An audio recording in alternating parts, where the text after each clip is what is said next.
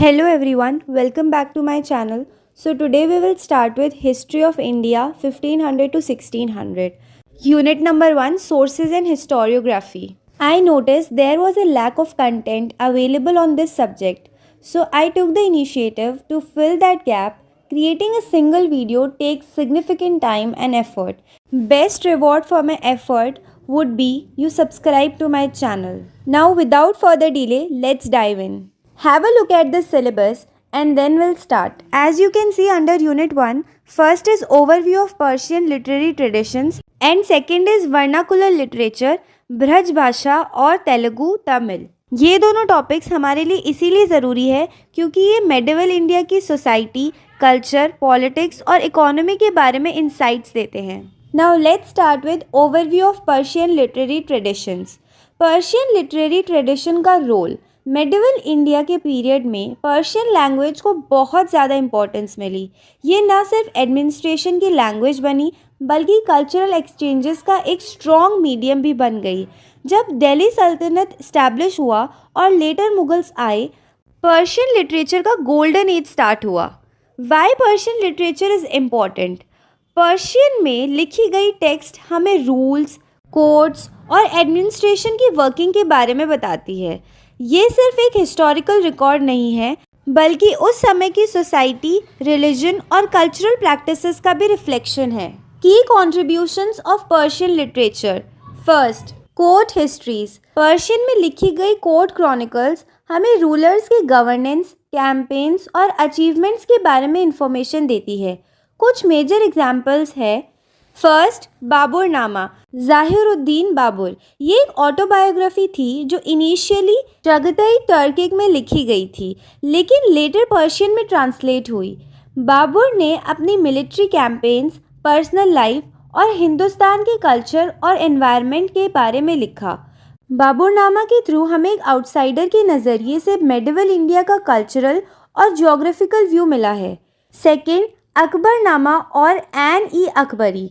अकबरनामा अकबर के रेन की official history लिखने के लिए कमीशन की गई थी.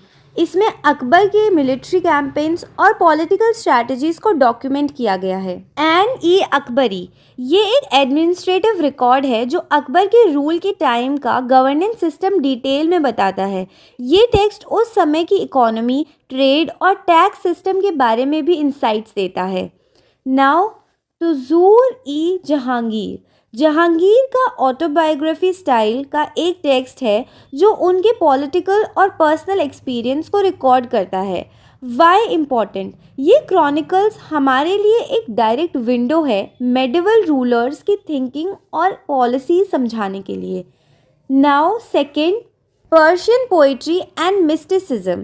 पर्शियन लिटरेचर में पोइट्री का भी बहुत बड़ा रोल था. पोइट्री सिर्फ एंटरटेनमेंट का मीडियम नहीं थी बल्कि इसमें मिस्टिसिज्म और स्पिरिचुअलिटी का इन्फ्लुएंस था. एक मेजर कंट्रीब्यूटर था आमिर खुसराव. आमिर खुसराव एक इंडो पर्शियन पोएट थे जिन्होंने पर्शियन और हिंदवी लैंग्वेजेस को ब्लेंड करके एक यूनिक पोएटिक स्टाइल क्रिएट की. उनकी राइटिंग्स कॉम्पोजिट कल्चर और हार्मनी को प्रमोट करती थी. Now third, translation projects. Akbar के कोर्ट में संस्कृत टेक्स्ट का पर्शियन में ट्रांसलेशन एक कल्चरल माइलस्टोन था. फॉर एग्जाम्पल, राज़मनामा ये महाभारत की पर्शियन ट्रांसलेशन था. ट्रांसलेशन प्रोजेक्ट्स के थ्रू रिलीजियस और फिलोसफिकल अंडरस्टैंडिंग बढ़ी और पर्शियन स्कॉलर्स ने इंडियन टेक्स्ट को अपने पर्सपेक्टिव से इंटरप्रेट किया. नाउ फोर्थ, सूफी लिटरेचर. पर्शियन सूफी टेक्स्ट जैसे कि शेख निज़ामुद्दीन औलिया और उनके डिसिप्लिन्स के वर्क्स लोगों के स्पिरिचुअल और एथिकल डेवलपमेंट में हेल्प करते थे. Now let's discuss vernacular literature, Braj भाषा और तेलुगु तमिल. वर्निकुलर लिटरेचर का इम्पोर्टेंस. जब हम वर्निकुलर लिटरेचर की बात करते हैं इसका मतलब है रिलीजन या लोकल लैंग्वेजेस में लिखा गया लिटरेचर. मेडिवल पीरियड में पर्शियन एक एलीट लैंग्वेज थी लेकिन लोगों के साथ डायरेक्ट कनेक्शन वर्निकुलर लिटरेचर के थ्रू होता था. भक्ति मूवमेंट और रीजनल किंगडम्स के सपोर्ट के वजह से लोकल लैंग्वेजेस जैसे ब्रज भाषा, तेलुगु और तमिल काफ़ी फ्लरिश हुई. ब्रज भाषा लिटरेचर. ब्रज भाषा उत्तर प्रदेश के ब्रज रीजन की लोकल लैंग्वेज थी जो मेनली भक्ति और डिवोशनल थीम्स पर फोकस करती थी। भक्ति मूवमेंट के टाइम ब्रज भाषा लिटरेचर ने स्पिरिचुअलिटी और सोशल रिफॉर्म का काम किया। की फीचर्स इन ब्रज भाषा लिटरेचर। फर्स्ट, सूरदास। सूरदास ने कृष्णा भक्ति पर बेस्ड पोएट्री लिखी जो सुर सागर के नाम से फेमस है। इसका फोकस कृष्णा की लीलास और डिवोटी और डिवाइन के बीच का कनेक्शन दिखाना था। Now second, Tulsidas. तुलसीदास ने रामचरितमानस लिखा तो रामायण का एक सिंप्लीफाइड और डिवोशनल वर्जन है। ये लोकल मासेस के लिए एक एक्सेसिबल टेक्स्ट था क्योंकि संस्कृत काफ़ी लोग समझ नहीं पाते थे। Now Telugu literature. Telugu literature का डेवलपमेंट मेनली विजयनगर एम्पायर के अंडर हुआ। की कॉन्ट्रीब्यूशंस। फर्स्ट, अल्लप्पका अन्नामाचार्य एक सेंट पोएट थे जिन्होंने लॉर्ड वेंकटेश्वर के लिए डिवोशनल सॉन्ग्स लिखे। सेकंड, श्री कृष्णा देवार्य एक विजयनगर रूलर होने के साथ साथ एक पोएट भी थे। उन्होंने अमुक तमल्याद्या लिखा था जो भक्ति और धार्मिक टीचिंग्स को प्रमोट करता है। Now Tamil literature. Tamil literature एक एंशियंट और रिच ट्रेडिशन है जो भक्ति और स्पिरिचुअल थीम्स पर बेस्ड है। की कॉन्ट्रीब्यूशंस। फर्स्ट, अल्वर्स और नयानर्स। अल्वर्स विष्णु के डिवोटीज थे और नयानर्स शिवा के। इनका पोएट्री डिवोशन के साथ साथ सोशल हार्मनी और इक्वालिटी को प्रमोट करता था। सेकंड, कंबर। तमिल रामायण जो कंबर ने लिखी थी उसने रामायण को तमिल मासेस के लिए एक्सेसिबल बनाया। Now let's compare Persian and vernacular literature. First, on the basis of language, Persian literature was basically in Persian and it was for elite courts, like it was for mainly elite class people. And under vernacular literature, it was a local language which was basically mass oriented. Themes: Persian literature, history, governance, mythicism, poetry. And under vernacular literature, themes was bhakti, devotion, social reform. Audience under Persian literature, elites, rulers and scholars. Under vernacular literature, common people. Examples under Persian, Baburnama, Akbarnama, Sufi poetry. Vernacular literature, Ramcharitmanas, Alwar poetry. This was the comparison of Persian and vernacular literature. Now conclusion.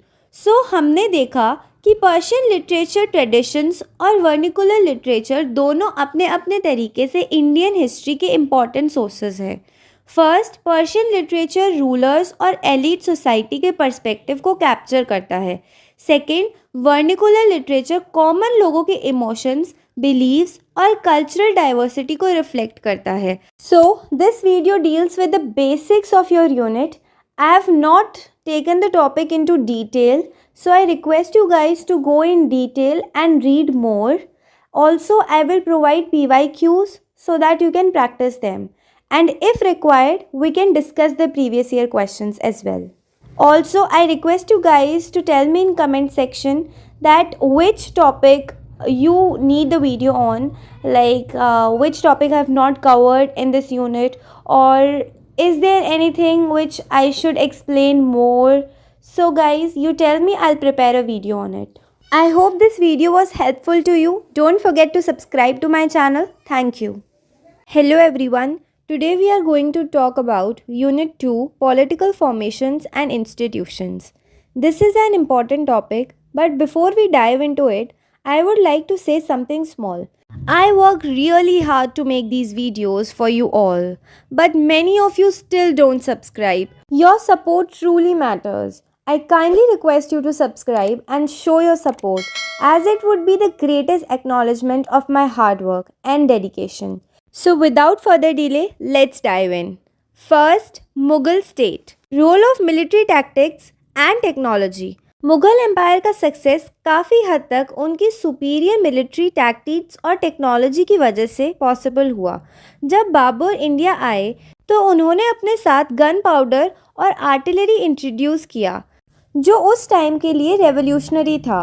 For example battle of Panipat 1526 काफ़ी famous है, जिसमें बाबर ने cannon's का use करके इब्राहिम लोदी को हरा दिया।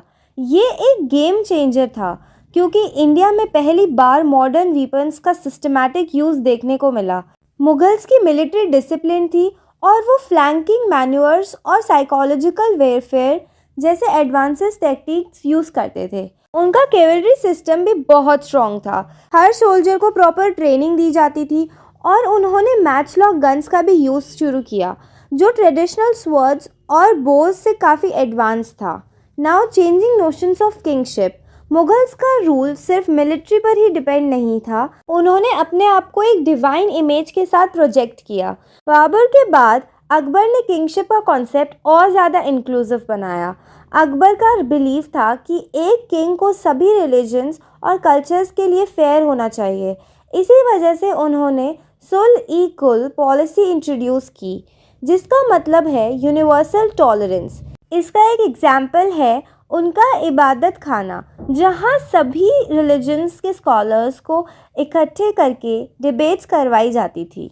उन्होंने टाइटल्स का यूज़ अपने इमेज को स्ट्रॉन्ग बनाने के लिए किया, जैसे जहाँपन्ना, वर्ल्ड प्रोटेक्टर और बादशाह। आर्किटेक्चर जैसे फतेहपुर सीकरी और ग्रैंड पेंटिंग्स के थ्रू भी अपने रूल को डिवाइन दिखाया।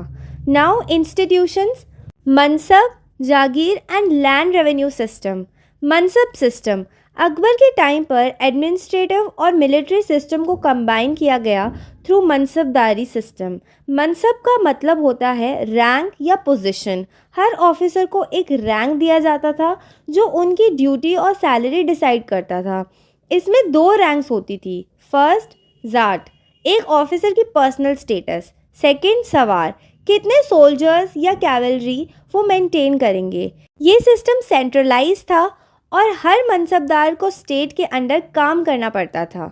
नाउ जागीर सिस्टम, मनसबदार्स को सैलरी के बदले जागीर दी जाती थी। जागीर का मतलब है लैंड ग्रांट, लेकिन जागीर ट्रांसफरेबल थी, यानी एक मनसबदार हमेशा एक ही लैंड के कंट्रोल में नहीं रहता था। इस सिस्टम से पावर डिसेंट्रलाइज्ड होने से बचती थी और करप्शन कंट्रोल में रहता था। Now land revenue system. Land revenue system की बात करें तो अकबर का टोडरमल बंदोबस्त या जब्त सिस्टम बहुत इफेक्टिव था। इस सिस्टम में लैंड को मेजर किया गया और प्रोडक्टिविटी के बेसिस पर टैक्स डिसाइड किए गए। फार्मर्स को फिक्स अमाउंट ऑफ रेवेन्यू देना पड़ता था और स्टेट्स का इनकम प्रिडिक्टेबल और स्टेबल हो गया। Now Rajput and Ahom political culture. Rajput political culture, Rajput का रूल लॉयल्टी और वीरता के कॉन्सेप्ट पर बेस्ड था। राजपूत रूलर्स अपने ब्रेवरी और ट्रेडिशंस को सेलिब्रेट करते थे। फोर्ट्स चित्तौड़गढ़ और मेहरनगढ़ उनके प्राइड और मिलिट्री स्ट्रेंथ को दिखाते हैं। लेकिन मुग़ल राजपूत रिलेशंस की बात करें तो ये एक इम्पॉर्टेंट एस्पेक्ट है। अकबर ने राजपूत रूलर्स के साथ अलायंस बनाए, जैसे मैरिजेस और एडमिनिस्ट्रेटिव पोस्ट के थ्रू। इससे मुग़ल एम्पायर और ज़्यादा स्टेबल और इंक्लूसिव बना। Now Ahom political culture. Ahoms Assam region के रूलर्स थे और उन्होंने एक यूनिक पॉलिटिकल सिस्टम डेवलप किया। उनका पेक सिस्टम बहुत फेमस था, जिसमें कॉमन पीपल को स्टेट के लिए लेबर और मिलिट्री सर्विस प्रोवाइड करनी पड़ती थी। एहोम्स रिलीजियसली टॉलरेंट थे और उन्होंने लोकल ट्रेडिशंस को अपने रूल के साथ इंटीग्रेट किया। Now let's see Nayaka state formation. Madurai, Thanjavur and Gingee. Vijayanagara empire की डिक्लाइन के बाद साउथ इंडिया में नायका स्टेट्स का फॉर्मेशन हुआ। ये डिसेंट्रलाइज्ड किंगडम्स थे जो कल्चरल और मिलिट्री पावर में स्ट्रॉन्ग थे। मदुरई नायकास। मदुरई नायकास ने टेम्पल कल्चर को प्रमोट किया, जैसे मीनाक्षी टेम्पल का डेवलपमेंट। उन्होंने अपने रीजन को स्ट्रॉन्ग ट्रेड और कल्चरल सेंटर बनाया। देन थंजावुर नायकास। थंजावुर नायकास ने आर्ट और लिटरेचर में काफ़ी कंट्रीब्यूट किया। बृहदीश्वरर टेम्पल उनके रूल की एक हाईलाइट है। देन जिंजी नायकास। जिंजी नायकास का फोकस मिलिट्री डिफेंस और स्ट्रैटेजिक ट्रेड रूट्स पर था। जिंजी फोर्ट जो इनका बेस था, एक बहुत इम्पॉर्टेंट डिफेंसिव स्ट्रक्चर था। So guys, this was Unit 2, Political Formations and Institutions. I have not provided a detailed version of this, so I kindly request you guys to go in depth of the topic and this video will be helpful in covering your basics. So don't forget to subscribe to my channel. Thank you. Hello everyone. Today we will discuss unit number 3, that is political and religious ideas. This is a very interesting and important topic, so stay tuned till the end. I also have a small request. Please quickly subscribe to my channel and help me reach 1k subscribers. I am helping you with your studies and all I want in return is your support. So let's begin. Sul-e-Kul and अखलाकी traditions. सबसे पहले हम बात करेंगे सुल-ई-कुल की। सुल-ई-कुल का मतलब होता है यूनिवर्सल पीस। ये एक पॉलिसी थी जो मुग़ल एम्परर अकबर ने अपने रूल के दौरान प्रमोट की थी। अकबर का विजन था कि सोसाइटी के सभी लोग, चाहे वो किसी भी रिलीजन, कास्ट या कम्युनिटी से हो, एक साथ पीसफुली रह सके। इस पॉलिसी के 2 मेन ऑब्जेक्टिव थे। First, religious tolerance. हर रिलीजन को एक इक्वल स्टेटस दिया जाए और किसी को भी अपने धार्मिक बिलीव्स को फॉलो करने से रोका ना जाए। Now second, unity in diversity. Akbar चाहते थे कि डिफरेंसेस को सेलिब्रेट किया जाए और सोसाइटी में यूनिटी बनाई रखी जाए। सुल-ई-कुल का सबसे बड़ा एग्जाम्पल था अकबर का कोर्ट, जहां हिंदू, मुस्लिम, जैन और क्रिश्चियन स्कॉलर्स को एक ही प्लेटफॉर्म पर इनवाइट किया जाता था। इनफैक्ट उन्होंने अपने कोर्ट में Birbal, who was a Hindu, and Abul Fazl, who was a Muslim, इन जैसे एडवाइज़र्स को रखा जो उनकी पॉलिसीज़ को और स्ट्रेंथन करते थे। अब बात करते हैं अखलाकी ट्रेडिशन की। ये ट्रेडिशंस मोरालिटी और एथिक्स पर फोकस करते हैं। अखलाकी का मतलब है अच्छे मैनर्स और इंसानियत का पालन करना। मुग़ल रूल के टाइम पर अखलाकी ट्रेडिशंस को एक सोशल फ्रेमवर्क के रूप में प्रमोट किया गया, जिसमें ऑनेस्टी, जस्टिस और कंपैशन जैसे वैल्यूज़ को हाईलाइट किया गया। बट क्या ये पॉलिसीज़ बिना चैलेंजेस के इम्प्लीमेंट हो पाई? बिल्कुल नहीं।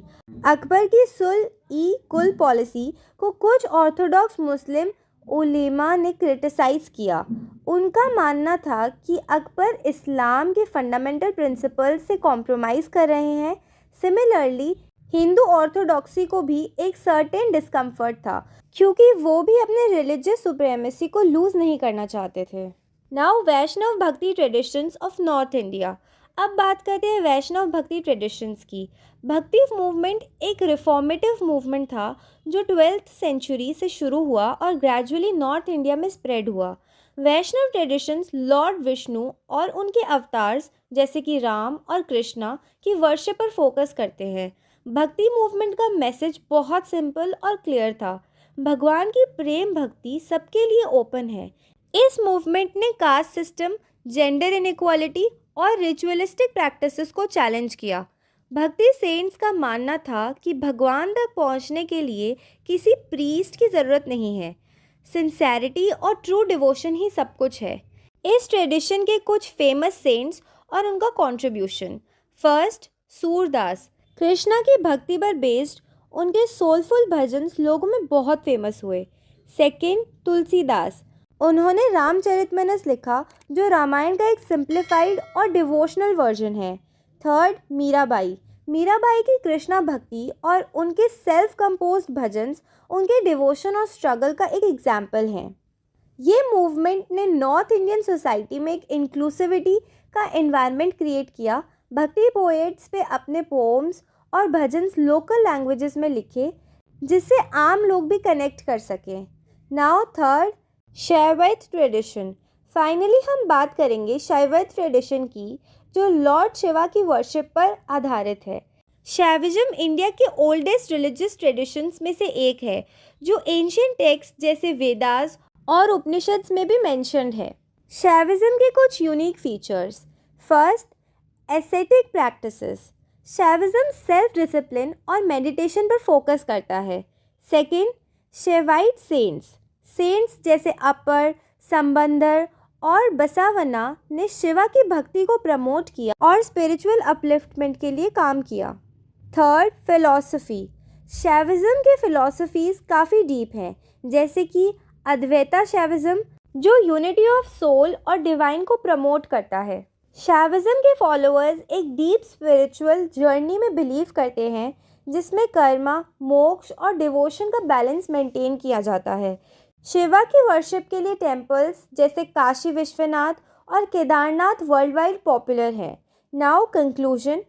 तो दोस्तों, आज हमने यूनिट 3 के पॉलिटिकल एंड रिलीजियस आइडियाज़ के तीनों एस्पेक्ट्स सुल ई कुल और अखलाकी ट्रेडिशंस, वैष्णव भक्ति और शैवाई ट्रेडिशंस को समझा। ये कॉन्सेप्ट सिर्फ हिस्टोरिकल नहीं है बल्कि आज भी हमें एक बेटर सोसाइटी क्रिएट करने का इंस्पिरेशन देते हैं। अगर आपको ये वीडियो पसंद आया हो तो प्लीज़ लाइक, शेयर और कमेंट ज़रूर करें। अपने दोस्तों के साथ शेयर करना मत भूलिएगा। और अगर कोई टॉपिक है जो आप चाहते हैं मैं कवर करूं तो कमेंट्स में ज़रूर लिखिए। Thank you so much for watching. मिलते हैं नेक्स्ट वीडियो में। तब तक के लिए keep learning and take care. Today we will discuss unit number 4 visual culture and articulation of authority.